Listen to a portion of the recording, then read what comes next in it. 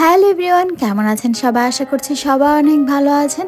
বাবা মার সাথে বহু বছর পরে দেখা, তাই সব কিছু ফেলে এই সময়টুকু এনজয় করতে চাই।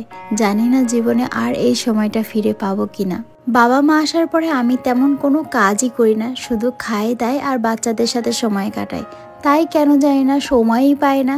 এই সময়গুলো কি হয়, কোথায় যায় তাও জানি না। আগে তো ফেসবুকের কাজ, সংসারের কাজ সবটাই এক হাতে করতে হতো, আর এখন কিছুই করতে হয় না, তারপরেও সময় পায় না। আর এদিকে আমাদের গোল্লাবাবুর মুখে বোল ফুটেছে, সে বাংলা আর জাপানিজ দুটো মিলায় কথা বলে। এদিকে আবার বাহিরে শীতও পড়ে গেছে, তার উপরে বৃষ্টি হচ্ছে, বাচ্চাদের শরীর খারাপ, মানে কি যে একটা বাজে ওয়েদার। তো আজকে যাব আমরা ইমিগ্রেশনে বাবা মার ভিসা এক্সটেনশন করতে।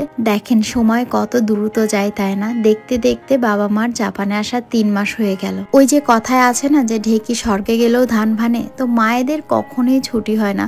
মা যখন দেশে ছিল তখনও সে সকালে সবার আগে ঘুম থেকে উঠতো। এখন আমার বাড়িতে জাপানে আসছে, তাও সে সকালে ঘুম থেকে উঠে নাস্তা বানায়। কেন জানি না, সবটাই বুঝি, সবটাই করতে চাই, কিন্তু আমার আগে কিভাবে যে মা সবটা করে ফেলে নিজেই বুঝি না। বাবা মা দেশে চলে গেলে সব থেকে বেশি কাদের কষ্ট হবে জানেন? আমার বাচ্চা দুইটার। তো যাই হোক, এটাই বাস্তব, মেনে নিতে হবে, কি আর করা যাবে। তো বাবার কাছে রেখে আমি একটু রেডি হতে আসলাম। তো বাবা মার সাথে ভালোই হয়েছে, আমি একটু সাজুগুজু করে বের হতে পারি। তো আজকের ড্রেসটা আমি কোথা থেকে নিয়েছি, এই প্রশ্নটা অনেক আপুরাই করেছিলেন। এটা আমি ফেসবুক পেজ ফেব্রিক হাউস থেকে নিয়েছি। পেজের লিঙ্কটা আমি আমার কমেন্ট সেকশনে দিয়ে রাখবো, যদি ভালো লাগে অবশ্যই ভিজিট করে আসবেন। এবার বলি ফেব্রিক হাউসের ড্রেসগুলো আমার কেন এত ভালো লাগে। যদিও বাংলাদেশের ড্রেসের প্রাইস সম্পর্কে আমার তেমন কোনোই ধারণা নাই, কারণ সবসময় আমার মাই জামা কাপড় কিনে পাঠায়। তারপরেও আমার কাছে মনে হয়েছে এদের ড্রেসের কোয়ালিটি অনুযায়ী প্রাইসটা খুবই রিজনেবল। যেমন ধরেন আমার পরা এই রেড ড্রেসটা, এটাকে বলে জয়পুরি গাউন। এটা কিন্তু ফুল কটনের সাথে ব্লক করা এবং কারচুপির কাজ করা।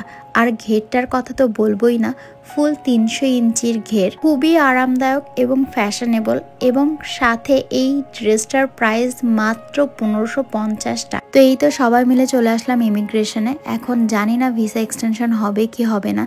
এদিকে বাবা মার তো কোনো মতেই আরো 3 মাস থাকার ইচ্ছা নেই, বলতে পারেন এক প্রকার জোর জবরদস্তি করে ভিসাটা এক্সটেনশন করতে যাচ্ছি। বাবা তো জাপানে আসার আগে থেকেই বলছিল আমি কিন্তু সর্বোচ্চ 1 মাস থাকবো। আসলে তার কথার যুক্তি আছে, কারণ আপনারা অনেকেই জানেন আমাদের সোনার দোকান আছে, কারণ এতদিন বন্ধ থাকলে তো বুঝতেই পারছেন ব্যবসা বাণিজ্য। এদিকে আমি দুটোকে নিয়ে গাড়িতে অপেক্ষা করছিলাম, কারণ বাহিরে অনেক ঠান্ডা, তার সাথে বৃষ্টি হচ্ছে, এমনিতেই ওদের ঠান্ডা লেগে আছে, তারপর বের হলে তো আরো বেশি ঠান্ডা। তো অবশেষে বাবা মার ভিসাটা এক্সটেনশন করা গেছে। জানি না তাদেরকে আরো 3 মাস রাখতে পারবো কিনা।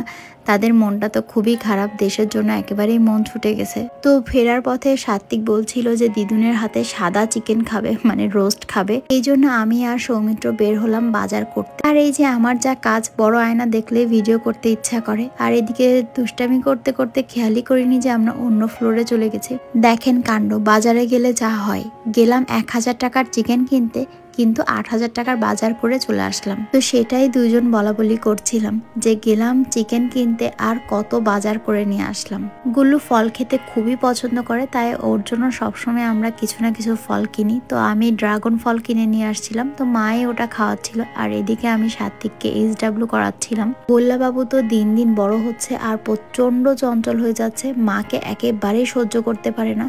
তো মা আমার শাড়ি ঠিক করে দিচ্ছিল, আর সে এসে মনে করছিল মোমবাতি, সে ফু দেওয়ার চেষ্টা করছিল। বাবা মা আসার পরে কেন জানি না ব্যস্ততা অনেক বেশি বেড়ে গেছে, তারপরেও সবাই মিলে এরকম সুন্দর একটা সময় পার করছি। তো আজকে ভিডিওটা এখানে শেষ করছি। কেমন লাগলো অবশ্যই জানাবেন। দেখা হবে নেক্সট ব্লগে। ভালো থাকবেন, টাটা।